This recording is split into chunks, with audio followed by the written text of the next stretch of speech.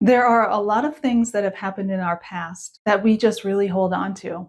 Some people have given this analogy of picking up a weight. They're like, oh, this is, what this person did, and they're carrying it around and they're carrying it around. And then they see that somebody else has given them something, and so they pick up that weight. And eventually they are holding so much weight and it's weighing them down. It's making them slower. It's taking a toll on their health, all because we just didn't want to let go of that hurt. So coming to terms with things that have happened in our past can really help us both, mentally, physically, emotionally, spiritually, because nobody wants to still be looking at an event that has happened 20 years ago and we still are talking about it. We are still putting forth that energy into it. So I want to share a couple of ways that we can let go of the past, how we can change it, how we can change our perspective of it. The first step is to accept what has happened. For me, one of mine was dealing with somebody who was narcissistic, but this person remained in my life for several years, a good 20 years in my life. And so what I had to start to learn was that this was how this person was. I had to accept who they were. And because of this, you have to learn how to deal with certain people. And because for me, I know that I took steps.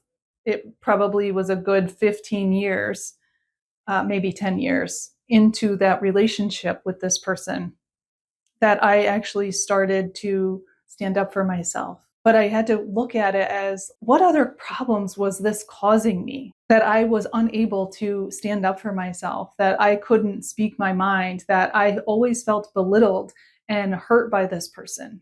And when it comes to a narcissist, you have to deal with them a little bit differently. But it has shown me how to speak up for myself. I am able to accept who a person really is. I am also able to understand where they're coming from, where their hurts have come from. I am also able to love them. That was hard.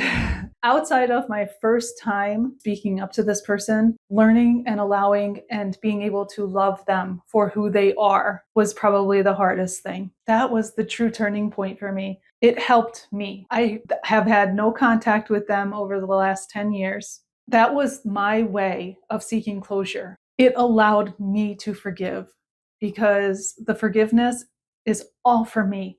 It is not for the other person. Now, if you are still on speaking terms with people and you can have those conversations, then that's awesome. But I knew that there was no way that I was going to be able to have this conversation with her.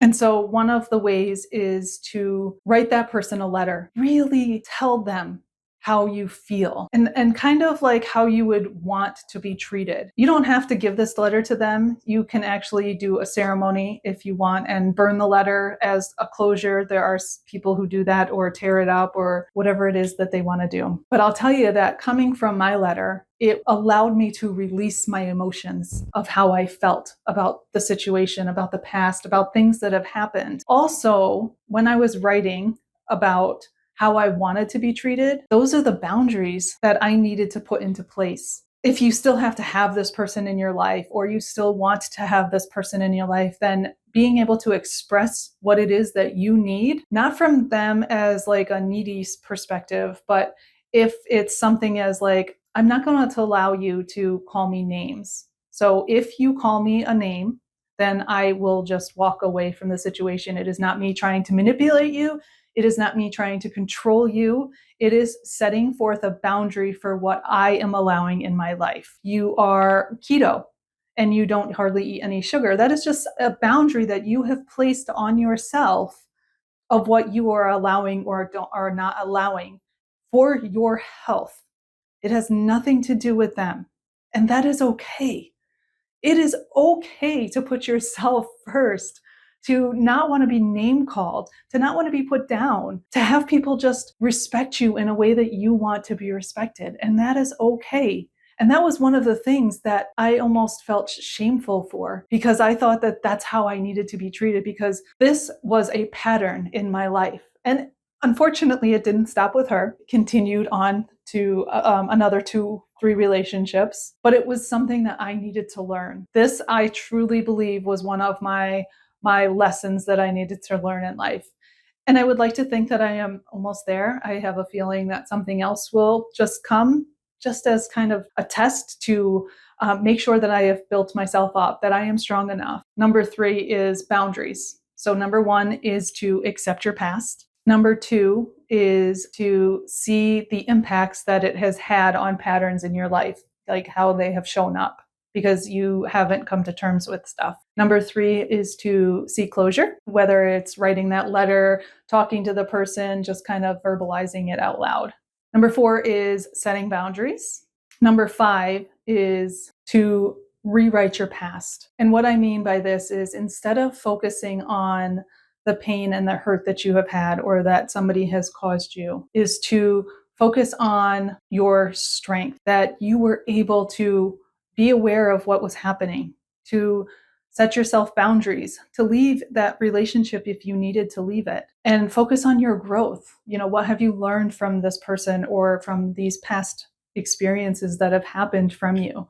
Are there still things that you still do need to learn and still need to practice? I know that boundaries for me is one that I'm still working on. I'm at least able to set myself boundaries, communicating those openly and lovingly and being accepted or verbalizing those things. I'm still working on.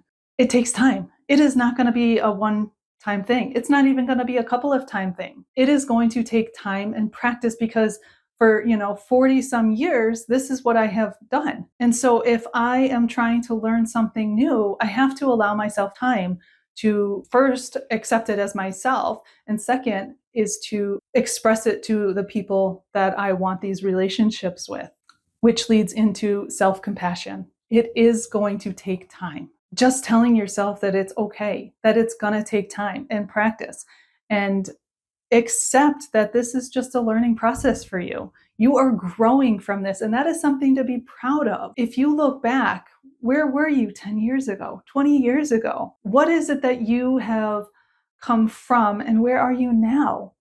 And practice gratitude for that, because that is amazing. But just know that it is okay.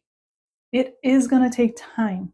You will love yourself more for it, and others will come into your life and love you for it as well. And the people who you have had disagreements and are no longer in your life, that's okay too, because potentially you were growing at a different rate than they were. Just remember that it is okay for growing, for treating yourself kindly, for setting boundaries. And I say this to circle back to reconciling your past, because the only person that it is hurting is you. And I say that kind of lightly because there are going to be things that you may continue to do which may hurt other people in the future. But if you're able to accept what has happened, to rewrite it, to set yourself boundaries, to do this process, you're going to learn, you're going to grow, and it's only going to benefit the future relationships that you have with people. Don't hold on to those past experiences because they are doing you no good. You have learned from them. Don't carry them with you because it's only going to affect your future.